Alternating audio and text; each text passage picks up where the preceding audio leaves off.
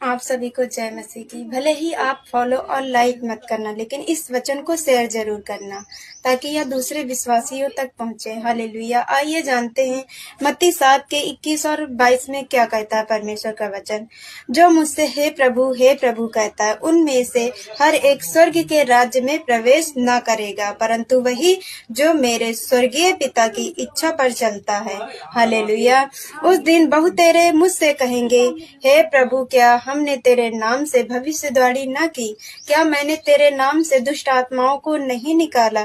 क्या तेरे नाम से अचंभित कार्य नहीं किए? परमेश्वर कहता है, लेकिन जब तक आप उसकी इच्छाओं को नहीं पूरे करेंगे, उसके वचनों पर नहीं चलेंगे, हे प्रभु ऊपर के मुंह से कहने से कुछ नहीं होगा, परंतु हृदय में आपके प्रभु होने चाहिए और उसको उसके वचनों या उसकी आज्ञाओं और उसकी इच्छाओं को पूरा करना है।